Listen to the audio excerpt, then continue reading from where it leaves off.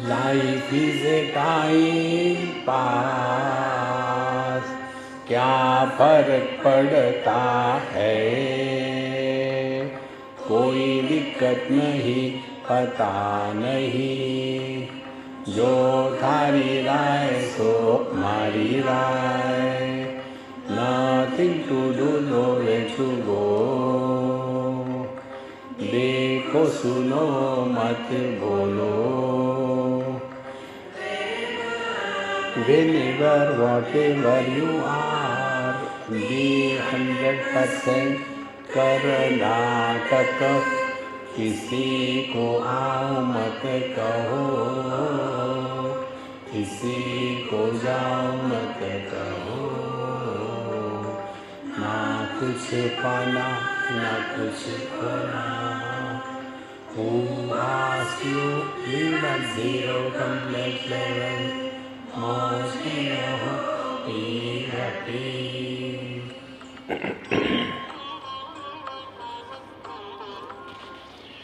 श्री कृष्णा श्री कृष्णा श्री कृष्णा श्री कृष्णा।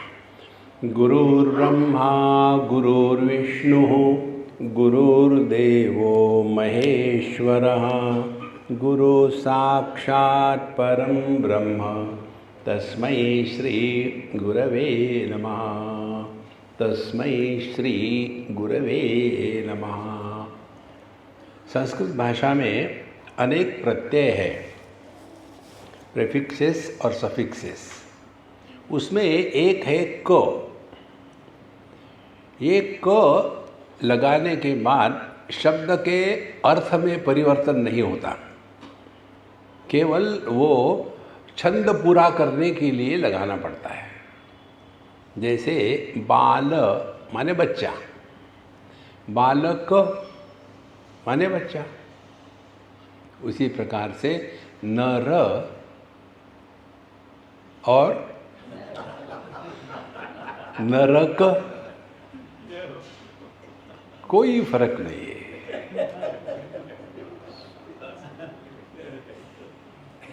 अपने शरीर में क्या भरा है देखो, थोड़ी खाल उतार के देखो। इसीलिए देहः अप्रकाशः भूतानां नरकोऽयं प्रदृश्यते, गृह्यन्त इव धावन्ति गच्छन्तः शुभ्रवन्मुखा। हमारा जो देह है ये अप्रकाश है, जड़ है, इसको कोई ज्ञान नहीं। जिस दिन ये बात समझ में आएगी ना कि जो कुछ होता है वो केवल मन को होता है, देह को कुछ नहीं होता, समझ लेना आपने उस दिन अध्यात्म में बहुत बड़ी छलांग लगाई है।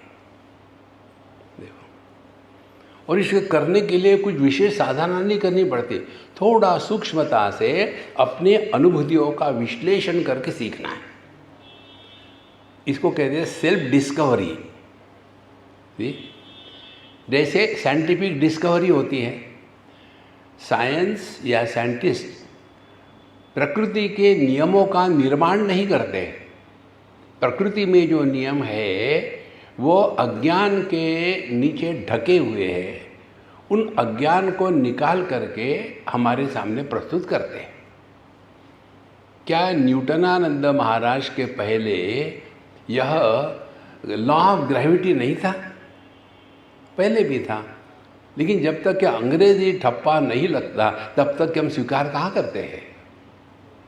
देखो महाराज, इसी प्रकार से डिस्कवरी किसको कहते हैं? तो जो है लेकिन किसी कारण से कवर हो गया है।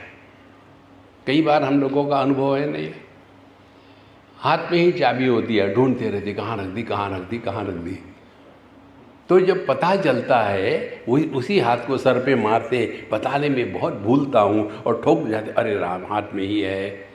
तो उस चाबी का हमने निर्माण किया है क्या? वो है, अज्ञान के कारण ढक चुके थे।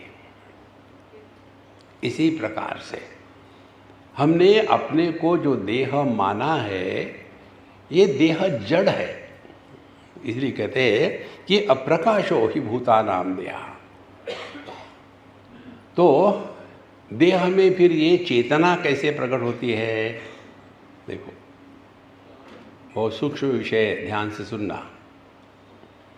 पेट्रोल और कार का इंजन, केवल पेट्रोल से गाड़ी चलती है क्या? गाड़ी में पेट्रोल है, गाड़ी चलेगी नहीं। अच्छा, इंजन ठीक है और पेट्रोल भी है, तो भी गाड़ी चलेगी नहीं। क्या करना पड़ेगा? उसको इग्नाइट करना पड़ेगा। अच्छा, इग्नाइट करने से किसका जन्म होता है? उसको क्या कहते हैं? Horse power. तो गाड़ी कौन चला रहा है? ना तो पेट्रोल चलाती है, ना तो वो लोहा चलाता है जिससे इंजन बना है। गाड़ी चला रहा है ये हॉर्स पावर। इसी प्रकार से परमात्मा में संसार नहीं, प्रकृति में संसार नहीं। परमात्मा जब प्रकृति के माध्यम से डोंकी पावर के रूप में प्रकट होता है तो ये गधा गाड़ी चलाता है जीवन की। देखो, जो कार की हॉर्स पावर कभी देखी है? देखो, इसी प्रकार से परमात्मा की देह में जीव के रूप में जो अभिव्यक्ति है यह डोंकी पावर है। और जहां स्विच ऑफ कर दो, पड़े वहीं।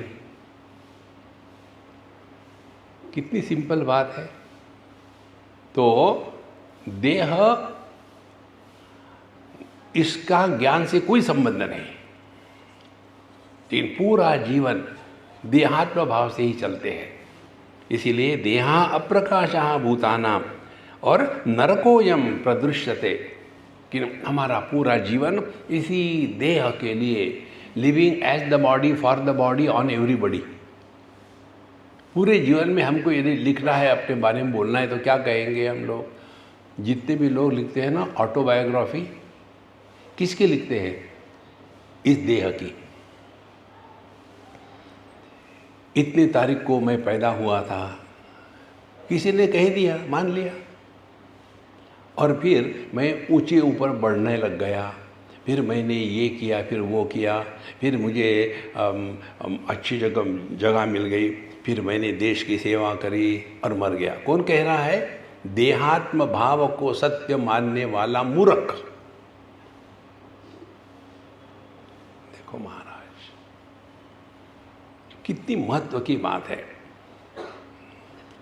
और इसको ग्रहण करने के लिए एक छोटा सा चिंतन करना है। हर एक सपने में स्वप्न पुरुष भिन्न होते हैं ना। एक सपने में मैं अमीर था, दूसरे सपने में मैं बाबा जी था, तीसरे सपने में मैं चोर था, पांचवें सपने में मैं शादीशुदा था, छठवें सपने में मैं रोगी था। तो हमने कभी अपने स्वप्न पुरुष की जीवनी लिखी है क्या? कारण क्या है? एक स्वप्न पुरुष का दूसरे स्वप्न पुरुष से कोई भी संबंध नहीं है।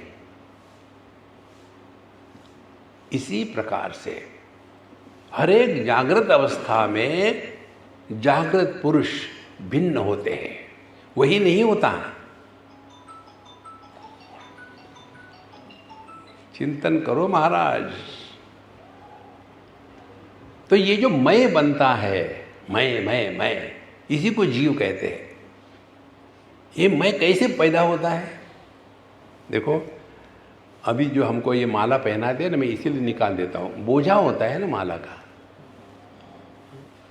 एक बार मैंने डांटने के कारण कम से कम 8 मालाओं से बच करके एक माला पर आया। देखो, खूंटी थोड़ी है, लगा दो। महाराज, अब ये माला को लेकर के समझेंगे। जितने ज़्यादा फूल हो गए उतनी लंबी माला, बड़ी माला है ना। जितने कम फूल हो गए छोटी माला। ध्यान से सुनना, यदि एक ही फूल होगा तो माला बनेगी। अब हमारे जैसे जो बुढ़ाऊ है उसके बड़े फूल है, मैं बच्चा था फिर मैंने ये किया, मैंने ये किया, का एक बड़ी माला बन गई। उसी को अहंकार कहते, उसी को जीव कहते, उसी को ईगो कहते हैं। और दुखी होने वाला ये है, छोटे बच्चे उसके कितने 2-4 साल तो 2-4 फूल है, इसीलिए उनको मान अपमान नहीं होता। 2 मिनट गुस्सा करेंगे फिर भूल जाएंगे। और हमारे जैसे बुढ़ाऊ बस पकड़ के रखेंगे, सबके सामने मेरा इंसल्ट किया। कारण क्या है? ये फूलों की माला। अब ये फूलों की माला बनती कैसी है? ये फूलों का एक दूसरे के साथ कोई पिछले जन्म का रिश्ता है क्या? फिर एक धागा बीच में से डाला है और धागे को काटो, और उस फूल की माला का वजन, जब फूल की माला थी उस समय जितना था, काटने के बाद फूलों को अलग करो तो क्या कम होगा या बढ़ेगा? सबका वैसा का वैसा ही है। तो कौन मरा? देखो, धीरे धीरे ये चिंतन चले तब पता चलता है देह को कुछ नहीं होता, जो कुछ होता है ये मन को होता है। अब एक बात और आगे देखो संतो, चिंतन जब करेंगे ना तो जीवन में सहजता आ जाती है। जिस प्रकार से, ध्यान से सुनना, जिस प्रकार से ये ईंट पत्थर जड़ है, इन्हीं पंच महाभूतों से देह बना है, वो भी जड़ है। और इसी पंच महाभूतों के सत्व गुण से मन बना है, मन भी जड़ है। तो सुख दुख किसको होता है? चिंतन करो महाराज, तब आपको पता चलेगा किसको दुख होता है। अब देखो, आप यहाँ देख रहे सब कुछ, 2 प्रकार के प्रकाश हैं। एक सामान्य प्रकाश जिसमें सब कुछ प्रकाशित हो रहा है, जैसे आप हमारे चेहरे की तरफ देखो, 2 प्रकार के प्रकाश हैं। एक तो सामान्य प्रकाश में हम सब प्रकाशित हो रहे हैं, दूसरा जहाँ जहाँ स्किन टाइट है या चश्मा है या ये लोहे का डंडा है, वहाँ आपको उस प्रकाश का परावर्तित प्रकाश दिखता है ना, रिफ्लेक्टेड लाइट। तो 2 प्रकार हो गए प्रकाश के, एक सामान्य प्रकाश और दूसरा विशेष प्रकाश। देखो, और ये विशेष प्रकाश कहाँ होगा? रिफ्लेक्टेड लाइट हर जगह नहीं होगा, विशेष स्थान पर होगा।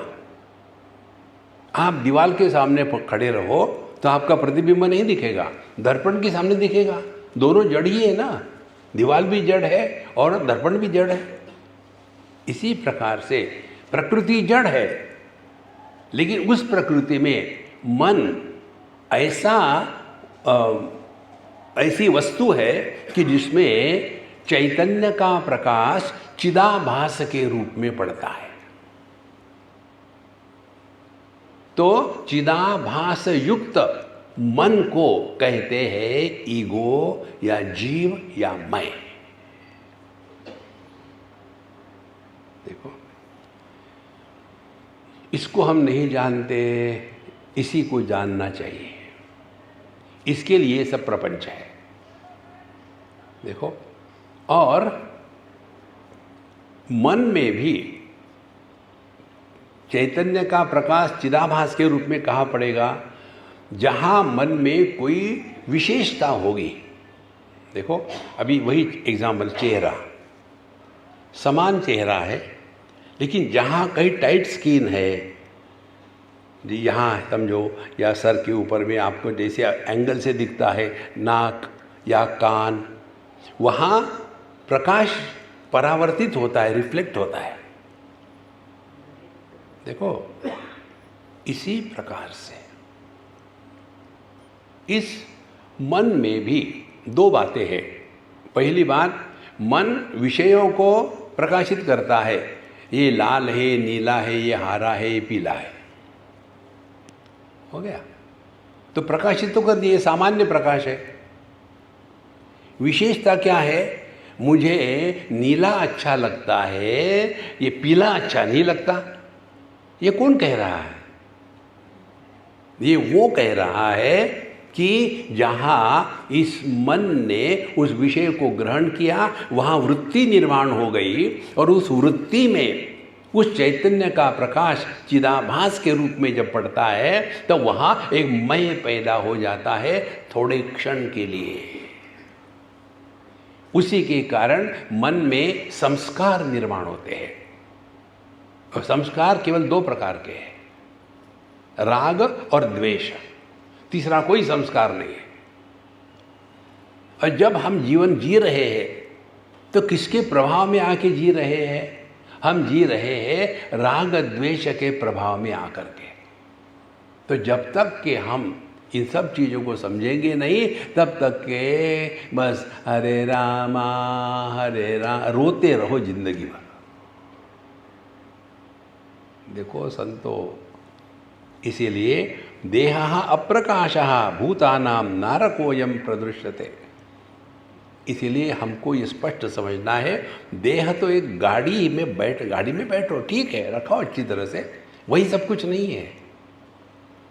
ये हमको स्पष्ट रूप से स्वीकृत करना ही पड़ेगा, चाहे अच्छा लगे ना लगे।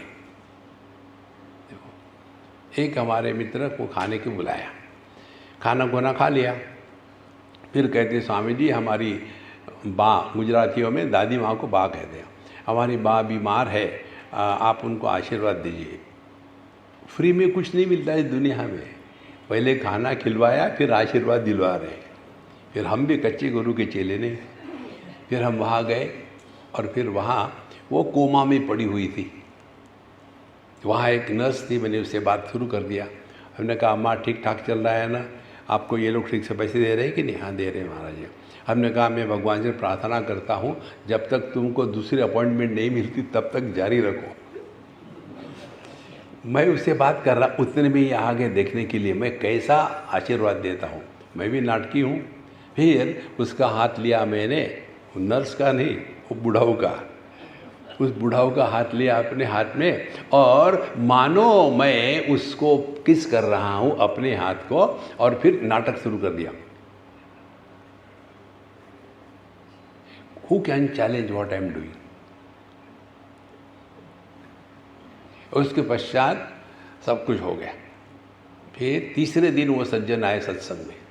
आने के बाद कहते हैं स्वामी जी आपने मुझे पहचाना? हमने कहा मैं भगवान को भूल चुका हूँ, तुमको कौन पहचानेगा? बोले उस दिन आप हमारे घर में आए थे खाना खाने के लिए 3 दिन पहले। हमने कहा वो निकल गया, रखते नहीं हम। नहीं, ऐसी बात नहीं। आपने हमारी दादी माँ को आशीर्वाद दिया था, अब मेरा दिल धड़धड़ करने लगे। अब क्या हो गया? मेरे आशीर्वाद से वो जिंदा हो गई तो वो मुझे मारने के लिए आए, और मेरे आशीर्वाद से लोग मरते हैं, तुम नज़दीक मत आना। फिर कहते हैं कि हम उसका दुख नहीं देख सकते थे, आपके आशीर्वाद से भगवान ने उसको दुख से निवृत्त कर दिया। हमने कहा सुनो, क्या जो व्यक्ति कोमा में होता है उसको दुख नहीं होता। जो व्यक्ति कोमा में होता है उसको दुख नहीं होता। दुख किसको होता है? जिसको बिल पे करना होता है उसको दुख होता है। यार बुढ़ाओ ख़त्म करो ना यार, रोज़ के 5,000 रुपये कब तक देते रहेंगे? इन्वेस्टमेंट बेकार जाएगी। इसीलिए वहाँ देह है, देह में जान है, लेकिन वहाँ मैं नहीं है। मैं क्यों नहीं है? देखो, मैं नहीं होने का कारण ध्यान से सुनना। चेतना में मन प्रकट होता है, वो सामान्य मन है। वो एक मन जो है वही सुषुप्ति अवस्था में हम सबके जीवन को चलाता है। वहाँ डाइजेशन चल रहा है, ब्लड सर्कुलेशन चल रहा है, सब कुछ चल रहा है, बॉडी हीलिंग चल रहा है। लेकिन वही मन जब एक देह के साथ तादात्म्य करता है, वहाँ मैं प्रकट हो जाता है। और इसीलिए जागृत अवस्था में मैं 100%, ईगो 100%, स्वप्नावस्था में मैं 50%, सुषुप्ति अवस्था में मैं 0%। कारण ये वैयक्तिक मन जो है ये समष्टि मन में एक हो गया। जैसे ये हॉल, ये हमारा मानस भवन है, ये वैयक्तिक स्पेस हो गई। दीवारें हटा दो, समष्टि है। समष्टि स्पेस में झगड़े नहीं है, वैयक्तिक स्पेस में झगड़े हैं। इसी प्रकार से जब हम स्पष्ट समझ लेते हैं कि जो कुछ होता है वो केवल मन में होता है, देह को कुछ नहीं होता, और ये समझ होती है देह में नहीं मन में होगी। और इसीलिए कहते हैं देहा अप्रकाशो भूतानां नरकोयम प्रदृश्यते गृध्यन्त इव धावन्ति गच्छन्ता शुभ्रमन्मुखाः। लेकिन हम इसी को लेकर के ऐसे जीते हैं कि मानो यही सत्य है, और फिर अपने मौत की तरफ रोज दौड़ रहे हैं। देखो कितनी महत्व की बात है। ठीक, इसीलिए अमन्यमानः क्षत्रियं कचित् अन्यं नाधीयते तार्णिवास्यवाग्रह क्रोधात् लोभात् मोहात् भयात् अंतरात्मा स वै मृत्युतः शरीरे य एष। तो अमन्यमाना क्षत्रिय, हे क्षत्रिय, हे धृतराष्ट्र जी, इसको स्वीकार न करने के कारण, किसको स्वीकार नहीं करते? कि हम देह नहीं है, हमारे कारण देह है, देह के कारण हम नहीं है। देखो, हमारे कारण पति है, हमारे कारण पुत्र है, हमारे कारण पिता है, हमारे कारण भाई है, हमारे कारण सब कुछ। हम ही नहीं तो सब गायब। सिद्धांत औपाधिक अनेकता प्रतीत होती है, उपयोगी होती है, लेकिन वास्तविक नहीं होती। और जितनी समस्या है ये प्रतीति को सत्य मानने के कारण है। प्रतीति को प्रतीति के रूप में स्वीकार करो, आपको दुख कभी नहीं होगा। लेकिन प्रतीति को सत्य के रूप में कहते हैं तो हम दुखी हो जाते हैं। जैसे दर्पण के सामने हम भी खड़े रहते हैं और एक पक्षी भी खड़ा रहता है। आपने देखा होगा ना, पक्षी कैसा रहता है दर्पण के सामने? झगड़ा करेगा दर्पण से, उसको चोंच मारेगा, फिर उसके पीछे जाके देखेगा, हाँ चला गया, फिर सामने आया, फिर आया। अब क्या करे? ध्यान से सुनना, हम जो करते वही पक्षी करता है। अब पक्षी क्या करता है? अच्छा ये दुश्मन है, ये मेरे से अन्य है, अब इसको मुझे मिटाना है, नहीं जा रहा, क्या करूं?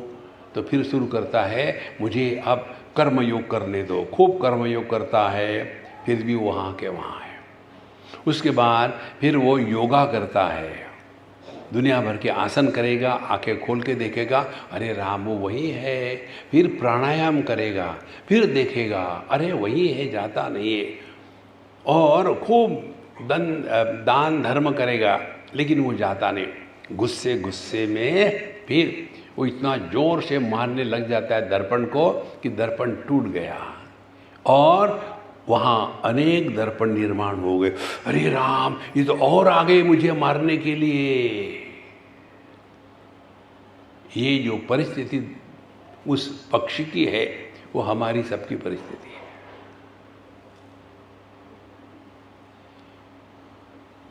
प्रतीति को जीतने के लिए एक ही उपाय है, प्रतीति को प्रतीति के रूप में स्वीकार करो, सत्य के रूप में स्वीकार मत करो। मृगजल जो होता है वो प्रतीति है ना, वास्तविक है क्या? लेकिन एक हिरन नहीं जानता कि ये प्रतीति है, उसके पीछे दौड़ करके मर जाता है। हम भी देखते हैं, लेकिन हम जानते हैं।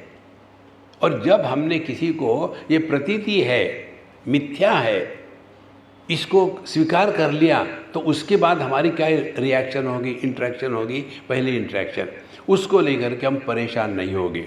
दूसरी इंटरेक्शन, उसको हम सुधारने का प्रयत्न नहीं करेंगे। तीसरी इंटरेक्शन, उसको नष्ट करने का प्रयत्न नहीं करेंगे। चौथी रिएक्शन, हम उसका उपयोग करने का प्रयत्न नहीं करेंगे। पांचवी रिएक्शन, हम उसको लेकर के दुखी नहीं होंगे, सुखी नहीं होंगे। फिर क्या होगा? Time pass. महाराज, जैसे यह मृगजल परिस्थिति विशेष में ही उपलब्ध होता है। कोई कहे मैं शाम के समय आ रहा था और मुझे रास्ते में मृगजल दिखा, तो कोई स्वीकार करेगा? जब सूर्य की किरणें पृथ्वी पर परपेंडिकुलर पड़ती है दोपहर के समय में, तब वो गर्मी के कारण सूर्य की किरणें रिफ्रैक्ट होकर के आती है और refracted sun rays are looking like water but they are not. देखो, तो परिस्थिति विशेष। अब ये जो जागृत अवस्था है ये कब होती है? जब देहात्म भाव है तभी जागृत अवस्था है। देहात्म भाव नहीं है तो जागृत अवस्था गायब। लेकिन हम इसी को सत्य मान के चलते हैं और यही संसार है महाराज। इसमें हमने किया कुछ नहीं किया, केवल अपने अनुभूतियों का विश्लेषण करके कुछ सीखा है। तो अमन्य माना, और इसके कारण हम अपने स्वरूप को नहीं स्वीकार करते। नहीं, पापो हम पाप कर्मा हम, मैं गुजराती में, मराठी में, बंगाली में, तमिल, इसी को लेकर के झगड़े करते हैं। देखो, धीरे धीरे ये सब बातें। फोटो निकालू क्या? पोज दे रहे, कर लीजिए बात।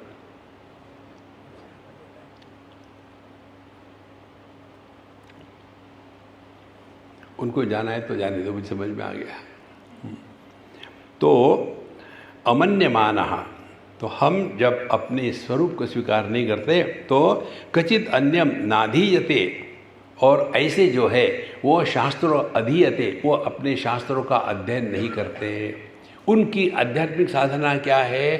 दुनिया में फंसे रहो, ये करो वो करो, ऐसा करो वैसा करो। ये दुनिया को आज तक कोई सुधार नहीं सका। देखो, भगवान कृष्ण साक्षात थे, क्या कर पाए? वो अपने बच्चों को नहीं सुधार पाए। भगवान कृष्ण, हम अपने बच्चों को सुधार पाएंगे? बच्चे होते ही इसलिए कि माँ बाप को परेशान करने के लिए, ताकि उनके मन में वैराग्य निर्माण हो जाए। देखो, और इसीलिए अमन्यमान क्षत्रिय किंचित अन्यम नाधीयते, और इसीलिए वो शास्त्रों का अध्ययन इत्यादि नहीं करते। और फिर उनका मनुष्य का जीवन कैसा है? कहे तारण इव अस्य व्याघ्रः। अस्य, ऐसा ये जो अज्ञानी व्यक्ति है उसका जीवन कैसा है?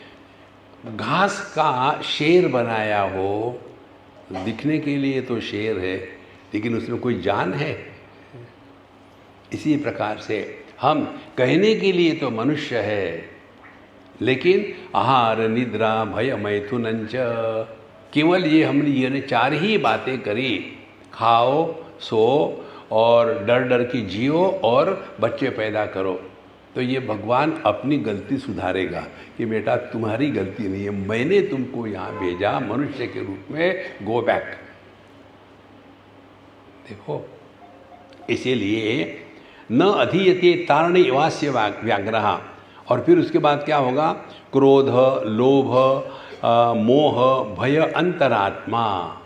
तो जो व्यक्ति इस प्रकार के बोझे को ढो रहा है, गुस्सा है, लोभ है, मोह है, भय है, इसको लेकर जो है वो ही इस शरीर में ही मृत्यु मर रहा है, जी नहीं रहा है। डर डर के जीना कोई जीना होता है? देखो, एक कथा आती है हमारे जनक जी के यहाँ, तो पूछा गया उनको, सब कहते हैं कि जनक जी तो जीवन मुक्त है। कैसे जीवन मुक्त है? ये सब दुनिया में रहते हैं, राज्य कर रहे हैं, बड़े राजा है। तो एक पंडित ने कहा, तो पंडित को बुलाया खाने के लिए, बैठिए। तो जैसे वो बैठ रहे थे, बोले संभाल के बैठना, ऊपर में एक तलवार लटकी हुई है, घोड़े के बाल से लटकी हुई है। बैठो यहाँ खाना खाओ। आज जब वो खाना खा रहे थे तो ध्यान कहाँ रहा था? खाने में। खाना खाने के बाद क्या क्या खाया? हाँ, कहाँ? देखो महाराज, इसको हमने आपको सिंपल शब्दों में बताया, एक्सपीरियंस विदाउट एक्सपीरियंसर। जिस ज्ञान में ज्ञाता पैदा नहीं होता वहाँ बोध पैदा होता है। ज्ञान और बोध में ये फर्क है। आप जो सुन रहे हैं ना, वो ज्ञान है, और जो आपका अनुभव है वो बोध है। ज्ञान के लिए इंद्रिय मन बुद्धि के व्यापार की अपेक्षा है, बोध के लिए इंद्रिय मन बुद्धि के व्यापार की अपेक्षा नहीं है।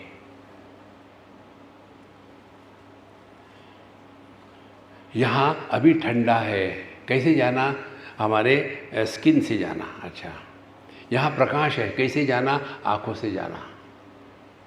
यहाँ सब लोग आपसे प्रेम करते हैं, कैसे जानता है? मालूम है, उनको देखकर ही मन में अच्छा लगता है।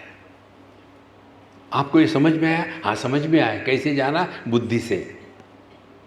अच्छा, हम है किससे जानते हैं? इंद्रियों से। आप वहाँ हो क्या? हाँ, कैसे जाना आपको? मैंने सूंघ के देखा, हाँ मैं हूँ। नहीं, जिस ज्ञान में इंद्रियों का या मन बुद्धि का व्यापार है वह मानसिक प्रत्यय है, उसको ज्ञान कहते हैं। और जिस अनुभूति में इनका व्यापार नहीं है वो बोध है। यतो वाचो निवर्तन्ते अप्राप्य मनसा सह, जहाँ से इंद्रिय मन बुद्धि का व्यापार समाप्त हो जाता है वो अपना स्वरूप है। उसके लिए ये जो हम बताते हैं ना, अभी एक क्षण में करके देखो, शांति का श्रवण करो।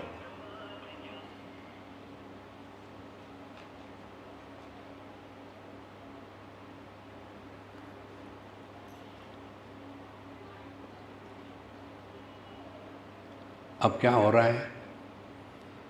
आप पूरी तरह से कान में जाके बैठे हो शांति का श्रवण करने के लिए, लेकिन हमारे कान केवल शब्दों को ही ग्रहण कर सकते हैं, शांति को नहीं ग्रहण कर सकते। तो और जोर लगाओ, शांति को श्रवण करना है।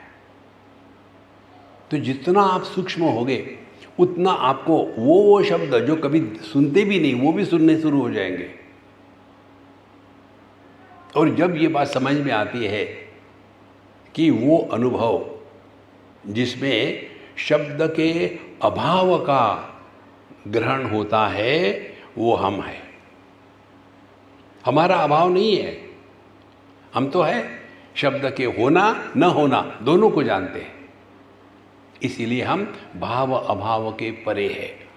तो अमन्यमाना क्षत्रियम कजिद अन्यम नाधीयते तारण इवास्य व्याग्रह क्रोध लोभ मोह भयाद अंतरात्मा सवै मृत्यु वत् शरीरे स एष।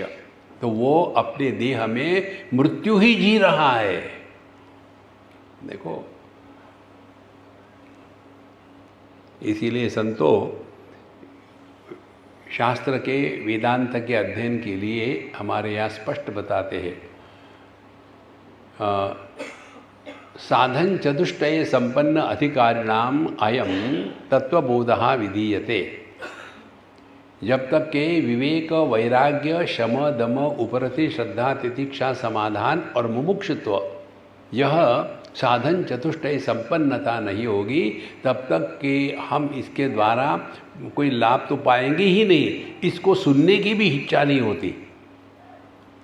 नॉर्मली क्या है, हाँ गए वहाँ अच्छा हुआ, तबला पेटी हुई, वो बड़े अच्छे गाते थे, प्रसाद भी बढ़ गया, हो गया।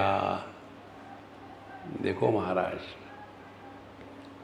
इसीलिए हम स्पष्ट कह करते हैं, जानते हैं, हमारे सत्संग में हम कभी भी भीड़ एक्सपेक्ट नहीं करते। देखो भीड़ कहाँ होगी जहाँ प्रकृति का प्राधान्य होगा, जहाँ परमात्मा का प्राधान्य होगा, वहाँ भीड़ नहीं होगी, और वह परमात्मा अपना स्वरूप है। एवं मृत्युम जायमानं विदित्वा ज्ञानेन तिष्ठन्न बिभेति मृत्योः विनश्यते विषये तस्य मृत्युः मृत्योर्यथा विषयं प्राप्य मर्त्यः। तो एवं मृत्युम जायमानं विदित्वा, इस प्रकार से जब समझ लिया हमने कि मृत्यु क्या है, काम क्रोध लोभ मोह मद मात्सर्य, ये मृत्यु है। और ये जायमानम, ये जन्म लेता है मृत्यु। कैसे जन्म लेता है? जब हम ये देहात्म भाव के कारण काम क्रोध इत्यादि के शिकार बन जाते हैं, तो हम ही स्वयं मृत्यु को अपने आप को सौंप रहे हैं। एवं मृत्युम जायमानम विदित्वा देन ज्ञानेन तिष्ठन, और फिर जब उसने समझ लिया नहीं, विषयों के कारण मैं नहीं हूँ, मेरे कारण विषय है। रूप रंग के कारण दृष्टि नहीं है, दृष्टि के कारण रूप रंग है। यदि अनेक रूप रंग आ गए तो दृष्टि पर कोई बोझा नहीं है, और सब निकल गए तो दृष्टि का कोई हानि नहीं है। इसी प्रकार से धीरे धीरे जब हम विषयों से हट करके अपने इंद्रियों में आवे, इंद्रियों से हट करके मन में आवे, मन से हट करके बुद्धि में आवे, और ये बुद्धि भगवान के चरणों में समर्पित कर दे, या तो फिर उसके द्वारा समझे दुखी होने वाला व्यक्तित्व कहीं है ही नहीं। जो दुखी होता है कहीं नहीं होता। देखो, एक लड़की हमको मिलने आई, कहती है कि स्वामी जी, हमारे घर में कोई प्रोग्राम था, मेरी माँ ने कहा तुम चली जाओ, इस प्रोग्राम को तुम नहीं रह सकती। कुछ तो भी होता है ना, ये लेडीज़ का प्रोग्राम कल जैसा था, कड़वा चौथ, दूसरा भी कुछ होता है शायद, तो उसमें उसको नहीं कहा। तो बोले क्यों? बोले स्वामी जी को पूछो। तो मेरे पास आई वो, मम्मी ने भेजा है आपके पास पूछने के लिए। तो मैं चुप हो गया। बोले आपको तो पता है ना कि मैं डाइवोर्स हूँ? और हाँ पता है। मम्मी ने इसलिए भेजा है। हमने कहा मैं तुमसे शादी नहीं करूँगा। बोले नहीं नहीं, उसके लिए नहीं। क्या बोलेंगी, कोई भरोसा है किसी का? तो बोले उसने कहा कि इस प्रोग्राम के लिए तुम नहीं रह सकती, क्योंकि ये केवल सौभाग्यवती लड़कियों का प्रोग्राम है। अब उसका प्रश्न था, अब मुझे बताओ, प्रश्न ये था, स्वामी जी डाइवोर्स के बाद पति मरता है क्या? और डाइवोर्स के बाद हम पति का, मरे हुए पति का श्राद्ध करते हैं क्या? पिंडदान करते हैं क्या? तो क्या हुआ? कुछ हुआ? चिंतन की बात है महाराज, करना कुछ नहीं है। जिस दिन ये बात समझ में आएगी ना कि जो सुखी दुखी होते हैं वो कहीं नहीं है, अब जो नहीं है आप उनको कैसे सुधारोगे? ये वैसा ही प्रयत्न है यार, ये कई सालों से जन्म जन्म से यही इंद्रधनुष वैसा ही है, विबग्योर, वायलेट से लेकर के रेड तक के। अब इसको बदलना चाहिए, बहुत हो गया। और हमेशा ऐसा क्यों? कभी कभी ऐसा ही करो। कुछ कर सकते हैं क्या? जो नहीं है उसका आप उपयोग भी नहीं कर सकते, उसको नष्ट भी नहीं कर सकते, उसको सुधार भी नहीं सकते। तो कर सकते क्या है? एंजॉय। ये दुनिया ऐसी ही है, ऐसी ही थी, ऐसी ही रहेगी। इसीलिए life is a time pass. जब आप टाइम पास के सिद्धांत से जियोगे ना, आदमी दुखी नहीं होता। टाइम पास का सिद्धांत, जिस जीवन में मैं निर्माण नहीं होता उसको कहते हैं टाइम पास। जिस जीवन में लाभ हानि का प्रभाव नहीं होता वो है टाइम पास। जैसे आप लोग करते होंगे, घर में आपकी पत्नी खाना बना रही है और बच्चे परेशान कर रहे हैं, तो फिर क्या करते हैं? हम उन बच्चों को बिजी रखने के लिए कुछ खेलते हैं उनसे, कैरम खेलेंगे। और बच्चों को बिजी रखना है इसलिए कैरम खेलेंगे, हमको जीतना हारना नहीं है। बच्चे के लिए हाँ अब मैं जीतूंगा। इसी प्रकार से हम जब वो बच्चों के साथ खेल रहे 10 मिनट के लिए, हमको हार जीत का मतलब नहीं था, 10 मिनट ही से राक्षस को बिजी रखना था, नहीं तो खाना नहीं बनाने दे रहा। इसी प्रकार से हमको इस दुनिया में टाइम पास करना है, ना कुछ पाना ना कुछ खोना। देखो, तो एवं मृत्युम जायमानम विदित्वा, इसीलिए मृत्यु क्या है फिर? मृत्यु यही हमारे अंतःकरण में काम क्रोध लोभ, इसका मूल कारण देह, देह की परिच्छिन्नता, अपने में अपूर्णता का भान, और उसके कारण हम ये चाहेंगे वो चाहेंगे, और वो हुआ तो लोभ है, नहीं हुआ तो क्रोध है, और ये पूरा जीवन इसी में नष्ट हो जाता है। सो ज्ञानेन तिष्ठन्न विवेति मृत्यो हो। और जिसने इसको समझ लिया है कि असली हम जो है ये ना तो देह है, ना तो देह के माध्यम से उपलब्ध जागृत अवस्था है, स्वप्नावस्था है, सुषुप्ति है। हम लोग भगवद गीता पाठ तो करते हैं, लेकिन उसका अर्थ हृदय में प्रकट नहीं होता। वो ज्ञान है, बोध नहीं है। ज्ञान क्या है? मत्तः, भगवान कहते हैं सर्वस्य चाहम हृदि सन्निविष्टः, मैं सबका आधार हूँ, और मत्तः, मेरे से ही, मत्तः स्मृति ज्ञानम अपोहनंच, मेरे से ही स्मृति स्वप्न, ज्ञानम जागृत, अपोहनम सुषुप्ति, और चकारा समाधि, ये चारों का आधार मैं ही हूँ। और इसीलिए सर्वैहि वेदैहि अहमेव वेद्यः, ये मैं कौन है यही जानने योग्य है। बाकी आपको जानो ना जानो कोई फर्क नहीं पड़ता, लेकिन हमको ये छोड़ सब जानने की इच्छा होती है। यही संसार है महाराज। तो ज्ञान को हमको बोध में परिवर्तन करना है। ज्ञान केवल ज्ञान रहेगा तो पांडित्य होगा, उसमें डिग्रीज मिलेगी, लाभ हानि होगा, लेकिन बोध में ये कुछ नहीं होता।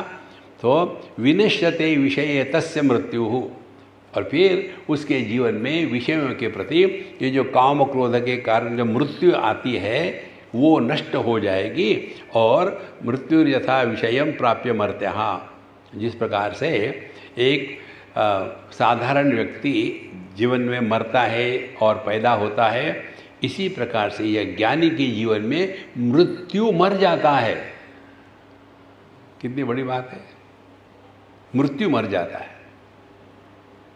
देखो, डर डर के अध्यात्म नहीं होता। एक आपको हमारा अनुभव बताते हैं, अमेरिका की बात है।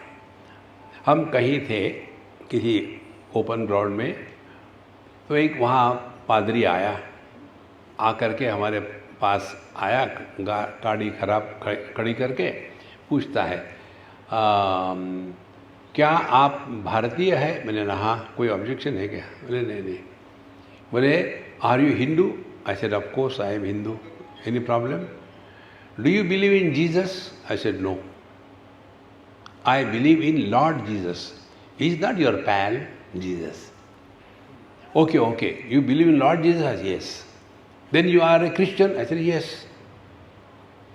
But just now you said you are a Hindu? I said yes. How? You're two in one, latest technology. जब मैंने ये कहा टू इन वन, उसको गुस्सा आया। ऐसा कहते हो तो you will go to hell.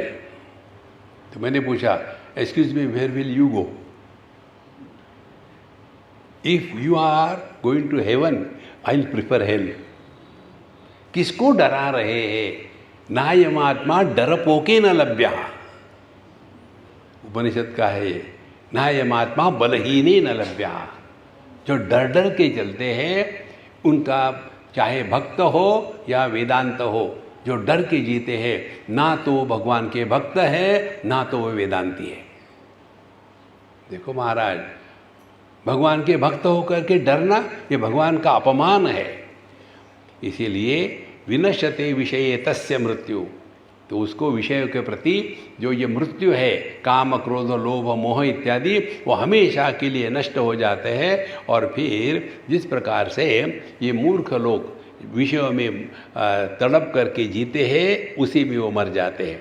तो यह ज्ञानी जो है अपने स्वरूप में स्थित है, उसके लिए मृत्यु मर चुकी है और इसीलिए जो पहले से शुरू हुआ ना, मृत्यु यह भ्रांति है, आज तक कोई मरा नहीं। यदि इस सत्संग के सेशन से आप जाते समय इतना टेक अवे ले गए, आज तक कोई मरा नहीं, तो आपका जीवन सफल हो गया।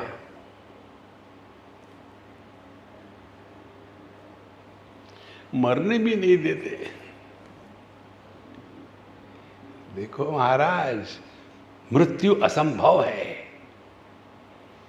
पहले दिन आपको बताया था, जब देह मरता है तो क्या होता है, पंच महाभूतों से जो उधारी लेकर के ये देह को बनाया था, वो पंच महाभूतों की उधारी वापस करते हैं।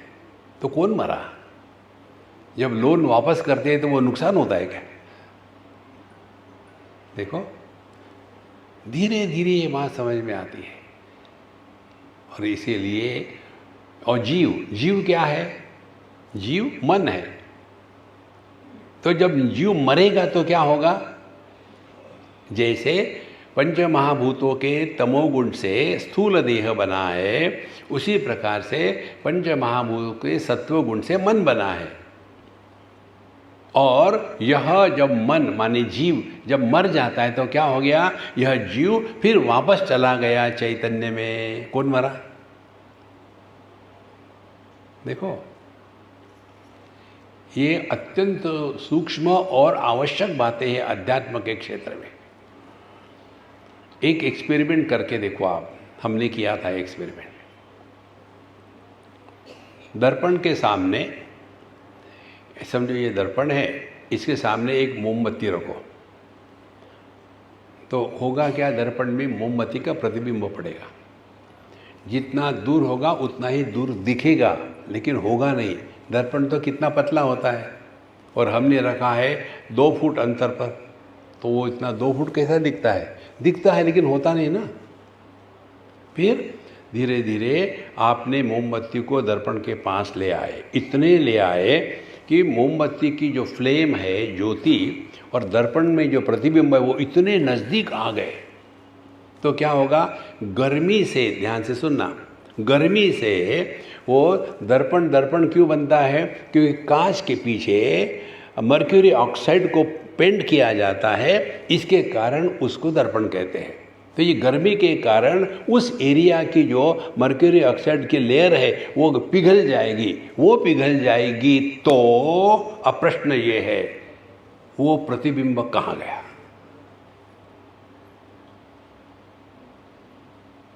वो प्रतिबिंब बिंब में मिल गया, नष्ट नहीं हुआ। नष्ट इसलिए नहीं हुआ कि है ही नहीं। नष्ट तब होगा ना जब होगा। इसी प्रकार से जीव हो तो जाएगा स्वर्ग नरक। जब जीव है ही नहीं तो कहाँ जाएगा? तो ये जीव को नष्ट करने का तात्पर्य क्या है? अपने अनुभूतियों से चिंतन करे कि जो दुखी हो रहा है कौन है? पति, पत्नी, भाई, बहन, माँ बाप। रोज के रोज अनुभव में हम सीख सकते हैं। जब किसी के बारे में हमको जानकारी नहीं है तो हमको सुख दुख नहीं होगा, और जहाँ जानकारी हो गई, सुख दुख कब होगा? जब हमने उसको सत्य माना है। यही है अध्यात्म महाराज। ये होने के पश्चात अब हमारे धृतराष्ट्र महाराज कहते हैं, याने बाहुरिज्जया साधुलोकान द्विजातीनां पुण्यतमान् सनातनान् तेषां परार्थम कथयन्ति वेदा एतद् विद्वान् एते कथम नु कर्म। इनका प्रश्न है। धृतराष्ट्र जी महाराज कहते हैं कि हमारे शास्त्रों में कहा है, क्या कहा है कि देखो, आप यदि अच्छे अच्छे कर्म करो तो उसके द्वारा आप उच्च लोक में जाओगे, और इसीलिए हमारे शास्त्रों में यज्ञ है इत्यादि बातें ये द्विजों को बताइए। द्विज माने ट्वाइस बॉर्न। देखो, द्वि माने 2, ज माने जन्म। हमारा दूसरा जन्म कब होता है? हम आपको तीसरा भी जन्म बताएंगे। पहला जन्म, जन्मना जायते शूद्र, जन्म से हम सभी शूद्र हैं। शूद्र कौन है? जिनको एक ही भाषा आती है, कंप्लेन करो और रो, वो शूद्र है। क्यों? छोटा सा बालक जन्मना जायते शूद्र, उसको एक ही भाषा मालूम है। भूख लगी तो रोता है, कपड़े गीले हो गए तो रोता है, गर्मी है तो रोता है, उसको एक ही भाषा मालूम है, जन्मना जायते शूद्र। फिर संस्कारात् द्विज उच्यते, फिर उसके ऊपर संस्कार होते हैं कि किस प्रकार जीना है, कैसे बड़ों के साथ व्यवहार करना है, कैसे ABCD सीखनी है, कैसे शास्त्रों को कंठस्थ करना है, सीखना है, ये उनके ऊपर संस्कार होते हैं। और फिर संस्कार के पश्चात तब उसको दूसरा जन्म हो गया। देखो, छोटा सा बच्चा अभी गोद में ही है, वो यदि हमारे गोद में शुशु कर देता है तो हम उसको डांटेंगे क्या? तुमको इतनी अकल नहीं कि गोद में नहीं करते शुशु? नहीं, वो तो शूद्र है, उसको कुछ समझ में नहीं आ रहा। लेकिन वही हो गया अभी 4-6 साल का, उसको सिखाया, और वही खाने के समय खाने के टेबल पर ही शुशु करते तो उसको मार पड़ेगी ना। क्यों? अब वो द्विज है, ये दूसरा जन्म है उसका। तो कहते हैं द्विजाति नाम। कौन है द्विज? द्विज होते हैं जिन पर संस्कार है। जो संस्कार रहित है वो वैसे के वैसे ही रहेंगे। तो ये द्विजाति नाम, तो ब्राह्मण क्षत्रिय वैश्य इसमें आते हैं। तो ये बताया है। तो वेदों ने जब ये कहा है कि जीवन की तेषाम परार्थम कथयन्ति वेदा, यही सर्वश्रेष्ठ उपलब्धि है। कौन सी? स्वर्ग में जाओ, आराम करो, ब्रह्मलोक में जाओ। और इसीलिए आप जो कहते हो कि कर्म कर्म के चक्कर में मत फंसो, कर्म से किसी को मुक्ति नहीं मिलती, हमको कर्म से मुक्त होना है। तो ये आप जो कहते हैं ये तो हमको विरोधाभास लग रहा है, तो कैसे स्वीकार करें? तो माने प्रश्न क्या है? हम लोगों ने जो कर्म को बहुत महत्व दिया है, कर्म करो, लेकिन किस लिए? देखो, ये महत्व का विषय है। हम जब खाना खाते हैं तो उसका प्रभाव कहाँ होना चाहिए? खाने पर या अपने भूख पर? इसीलिए जब हम कर्म करते हैं उस कर्म का प्रभाव कहाँ होना चाहिए? हमारे मन पर या दुनिया पर? ऐसे अभी उदाहरण ले लो। अब मैं आपके सामने बोल रहा हूँ तो ये कर्म है। अब यदि मेरा ध्यान होगा कि मैं इतना गला फाड़ फाड़ के बोल रहा हूँ, लेकिन आप लोग समझते नहीं, सुधरते नहीं, तो मेरे जीवन का अंत क्या होगा? मैं फ्रस्ट्रेट हो जाऊँगा। जो माँ बाप फ्रस्ट्रेट इसलिए होते हैं ना, बच्चों के लिए इतना किया। ध्यान से सुनना, बच्चों को माँ बापों की आवश्यकता नहीं होती।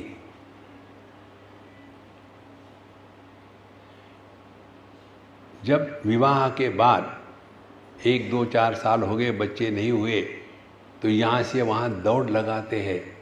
तो बच्चों की आवश्यकता माँ बाप को होती है। ये कितना अहंकार, हमने इतना किया। अरे यार, तुम्हारी आवश्यकता है, उनकी नहीं है। जिनको माँ बाप नहीं होते वो बढ़ते नहीं क्या? वो भी बढ़ते हैं। ये जो अहंकार, यही हमको दुख देता है। तो जब हम कर्म कर रहे हैं तो ये स्पष्ट समझ लो, हमारे कर्मों की आवश्यकता किसी को नहीं है। इसी सिद्धांतों को लेकर के हम दुनिया में भटकते हैं। हम जैसे आपके यहाँ आते हैं, हमको स्पष्ट रूप से ज्ञात है हमारा यहाँ आना आपसे ज़्यादा हमारे लिए आवश्यक है। क्यों? क्योंकि हमको चिंतन करने का मौका मिलता है। तो ये तो हमारी आवश्यकता है ना। जब व्यक्ति की अपनी आवश्यकता से हम कुछ काम कर रहे हैं, ये बात होती है, तो कभी भी एरोगेंस नहीं होगा, कभी भी दुख नहीं होगा, कभी भी अपेक्षा नहीं होगी, क्योंकि आवश्यकता अपनी है। कितना फर्क पड़ेगा? तो कर्म जब हम कहते हैं, करते हैं, तो उसका प्रभाव दुनिया पर नहीं, उसका प्रभाव अपने अंतःकरण पर होना है। और क्या अंतःकरण पर होगा? यद् यद् कर्म करोमि तत्तदखिलम शंभो तवाराधना। हमको तो किसकी सेवा करने का मौका मिला है, हमको तो आपके सामने इस ग्रंथ को प्रस्तुत करने का आपने मुझे मौका दिया है, तो आप हमसे श्रेष्ठ हो। तो जब हम किसी को श्रेष्ठ के रूप में स्वीकार करते हैं तो व्यक्ति हमेशा विनम्र रहता है, एरोगेंस नहीं होता। देखो, ये है अध्यात्म का मार्ग। इसीलिए सनत जी कहते हैं, एवं ही अविद्वान उपयाति तत्र तदार्थ जातम च वदन्ति वेदाः स नेह आयाति परम परात्मा प्रयाति मार्गेण हिनन्ति मार्गान। एवं ही अविद्वान उपयाति तत्र, जो अविद्वान है, अविद्वान कौन है? जिन्होंने जीव जगत ईश्वर को सत्य माना है, जिन्होंने अपने को देह माना है, जिन्होंने जन्म मृत्यु इसको सत्य माना है, जिन्होंने पाप पुण्य धर्म अधर्म को लेकर ही जिया है, ये सब के सब अज्ञानी है। अब ऐसा होता है ना कि सबके लिए तो सब चीज़ें चाहिए ना,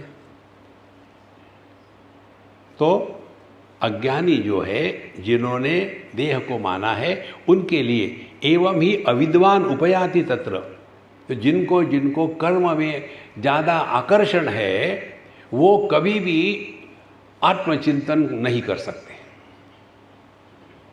देखो, फिर करना है, कर्म करो, धक्के खाओ, उससे उपरत हो जाओ, फिर उसमें लग जाओ।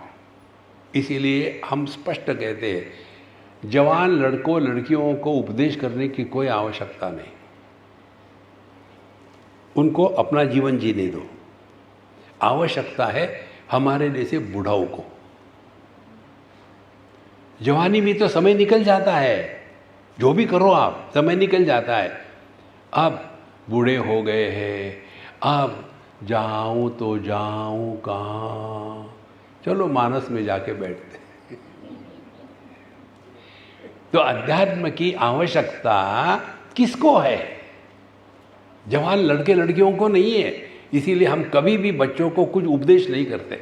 Enjoy life and learn from your life, तब जा कर के अध्यात्म होता है। लेकिन जो आया वो कहते हैं देखो बच्चों को संस्कार देने चाहिए। हमने ये बहुत देखा है।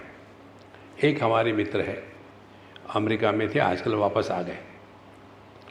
वो इंटेल जैसे कंपनी में टॉप पोजीशन पर थे। उनकी पत्नी इतनी सुंदर गायिका, भजन कीर्तन और संस्कृत सिखाना, सभी श्लोक भगवद गीता पढ़ाना, ये दोनों करते थे। उनका काम हो गया ऑफिस का। बाद में फिर वो ब्राह्मण थे, इसीलिए वहाँ उस माने शहर में, अमेरिका में किसी की पूजा है, पोथी है, कुछ काम करना हो, गृह प्रवेश है, यज्ञोपवीत करना है, सब कुछ करते थे। ऑफिस में साइंटिस्ट, घर में आकर के ये करते थे। उनका लड़का, वो भी बहुत ही सब कुछ कंठस्थ, पूरी भगवद गीता कंठस्थ, उपनिषद, तैत्तिरीय उपनिषद, सब कुछ उसको कंठस्थ। भजन अच्छा गाता था, क्लास में नंबर 1, कभी भी वो सेकंड नहीं आया। फिर स्कूलिंग हो गई, ग्रेजुएशन हो गया, पोस्ट ग्रेजुएशन हो गया, और इतना होने के बाद उस लड़के ने एक कोरियन लड़की से विवाह किया।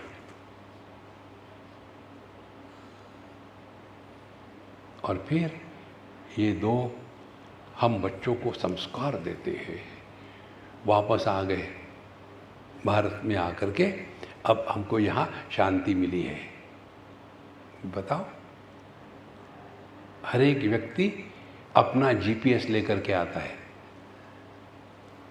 और अहंकार विमूढ़ात्मा कर्ताहमिति मन्यते। कॉन्ट्ररी टू दैट, एक दूसरे आदमी को मैंने देखा, आसाम की बात है, वो मुझे ड्राइव कर रहा था, तो मैंने उसकी खिंचाई करने के लिए कहा, यार तेरे पास सिगरेट है क्या? मुझे सिगरेट पीनी है। बोले स्वामी जी आप मेरी खिंचाई कर रहे हैं? नहीं, मैंने पूछ रहा मुझे चाय। बोले नहीं, मैं सिगरेट कभी नहीं पीता। रियली? हाँ रियली। अच्छा, तो चलो कहीं थोड़ा बहुत ड्रिंक करते हैं। स्वामी जी आप ऐसा क्यों कह रहे हैं? मैं ड्रिंक नहीं करता। बोले क्यों? फिर उसने अपनी कहानी बताई। बोले मेरे पिताजी दारू ये करके हमारे घर को सत्यानाश कर दिया, और हम 2 भाई, मेरे भाई ने पिताजी का रास्ता चुना, और मैंने देखा पिताजी के इस व्यवहार से मैंने नियम कर लिया मर जाऊंगा, लेकिन इस चक्कर में नहीं पड़ूंगा। अब देखो किसने किसको सिखाया। संतोष समझ लो, कोई किसी को कुछ नहीं सिखा सकता। और जो सीखने में तुला है उसको भगवान भी रोक नहीं सकता। अध्यात्म हमको सीखना है, कोई नहीं सिखा सकता। तो सत्संग में आकर के हमको ये प्रक्रिया इनाग्रेट कर देते हैं। इसीलिए एवं ही अविद्वान उपयाति तत्र, तो जो जिसमें लगे लगने दो, आपको दुनिया को सुधारना नहीं है। तदार्थ जातम च वदन्ति वेदाः, तो उन लोगों के लिए वेद कहते हैं हाँ कर्म करो। फिर पहले आदमी आलसी है तो आलस्य से हटाने के लिए थोड़ा उसको दिखाते हैं कुछ प्रलोभन। तुम यदि ये करोगे ना तो वो बढ़िया एसी का कमरा है ना, वहाँ तुमको आराम करने को मिलेगा। तो एसी के चक्कर में वो मेहनत करता है। अब एक बार वो एसी का आदल हो गई, उसकी एडिक्टेड हो गया, फिर कहते देखो वहाँ बैठना है तो पैसे देने पड़ेंगे, फ्री नहीं होगा, बहुत हो गया फ्री। और फिर पैसे के लिए मेहनत करो। मनुष्य भोग में आसक्त होने के बाद ही कर्म में प्रवृत्त होता है। बच्चों को नहीं कहते क्या कि देखो तुम्हारा यदि फर्स्ट पोजीशन आएगा ना तो हम तुमको आईफोन देंगे, तो वो फर्स्ट पोजीशन के लिए नहीं करता, आईफोन के लिए करता है। इसी प्रकार से जो अज्ञानी मूढ़ है उनके लिए कर्म बताते हैं, ऐसा करोगे तो स्वर्ग में जाओगे। स्वर्ग में क्या होता है, वहाँ जीएसटी नहीं होती। रियली? फिर तो मैं ही करूँगा जरूर। देखो, प्रलोभन के द्वारा आलस्य को हटाना, और दूसरी स्टेज फिर प्रलोभन में जो त्रुटियां है वो बताना, और फिर अपने स्वरूप को पहचानना, ये प्रक्रिया है शास्त्रों की। इसीलिए एवं ही अविद्वान तत्र तदार्थ जातम च वदन्ति वेदा न इह आयाति परम परात्मा प्रयाति मार्गेण निहन्ते मार्गान। और इसीलिए जो इस चक्कर में पड़े हैं कि मुझे क्या मिलेगा क्या मिलेगा, उनके लिए शास्त्र बताते हैं कर्म उपासना। लेकिन इसका तात्पर्य उस आलस्य से, तमोगुण से उसको मुक्त करना है। इसके पश्चात फिर धृतराष्ट्र प्रश्न पूछते, कोसौ नियुक्ते तमजम पुराणम च इदम सर्वम अनुक्रमेण किम वास्य कार्यम अथवा सुखम वा तन्मे विद्वन ब्रूहि सर्व यथावत। हे भगवान, ये बताओ, यह जो परमात्मा है, जो सुप्रीम सेल्फ है, ये सबको जो काम करने में लगाता है, ये करो वो करो, कौन इनको करता है ऐसा सब करने के लिए? माने मनुष्य को कौन प्रेरणा देता है ये सब करने के लिए? ये मुझे यदि अनुक्रमेण, मुझे सिस्टमैटिकली मुझे बताओ। और किम वास्य कार्यम, और क्यों ये कर रहा है, ये करता है क्यों कार्य है, ये मुझे बताइए। अब भगवान कहते हैं इसके उत्तर में 20वें श्लोक में कहते हैं, दोषो महानत्र विभेद योगे यनादि योगे न भवन्ति नित्या तस्या तथास्य नाधिक्यमपैति किंचित अनादि योगे न भवन्ति पुंसः। देखो, अनादि ये माया का दूसरा शब्द है। देखो, अनादि माने जिसका आदि नहीं है। दो चीज़ों के आदि नहीं होते, एक परमात्मा का आदि नहीं है और एक अज्ञान का आदि नहीं है। देखो, आप हिंदी जानते हैं क्या? हाँ, जानते हैं। और आप रशियन भाषा जानते हैं क्या? नहीं जानते। कब से नहीं जानते? कब से नहीं? कभी नहीं जानी।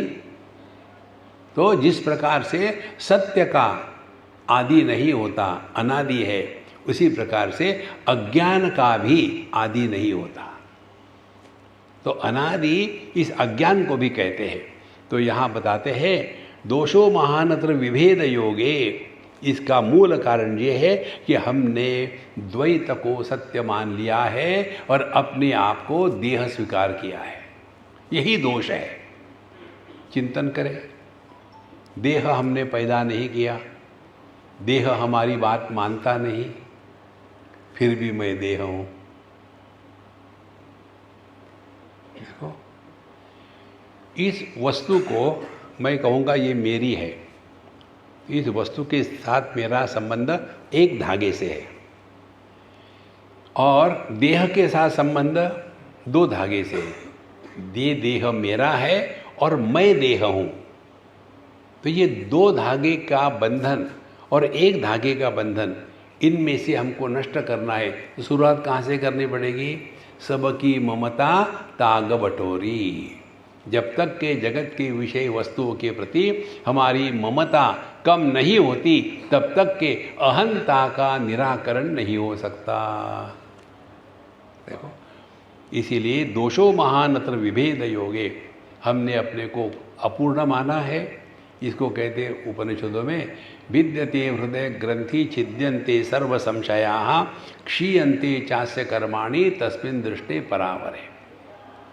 हृदय ग्रंथि का भेद, ग्रंथि माने गांठ, 3 चीज़ों की गांठ बनती है।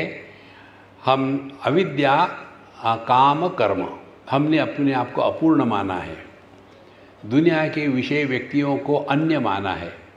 उसके कारण अपूर्णता को मिटाने के लिए जो मन में विक्षेप होते हैं उसको कहते हैं कामना या काम।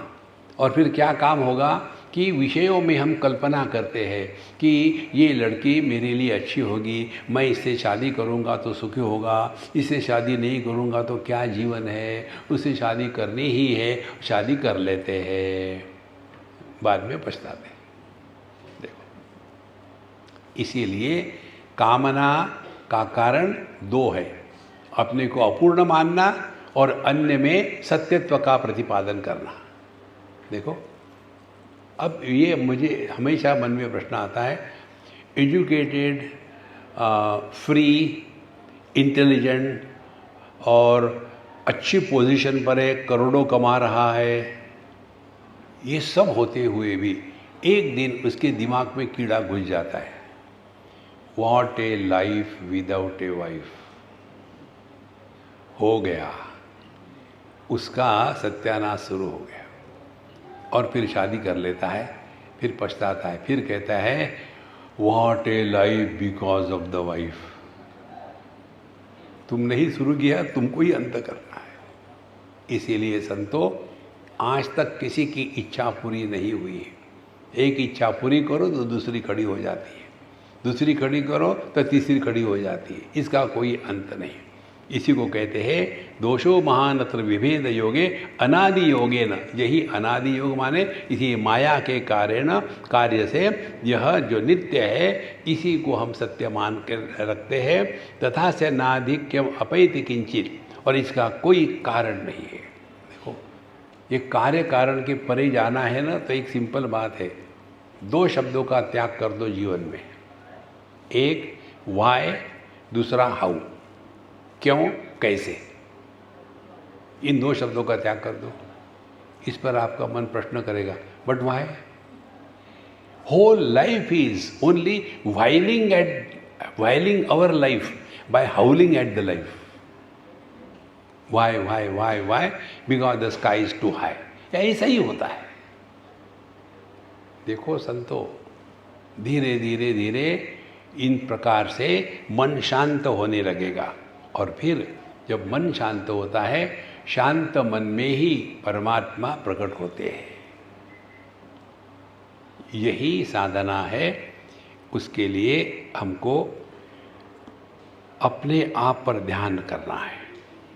स एतद्वा भगवान स नित्यो विकार योगेन करोति विश्वम तथा च तत्शक्ति स्म मन्ये तदार्थ योगे च भवन्ति वेदा।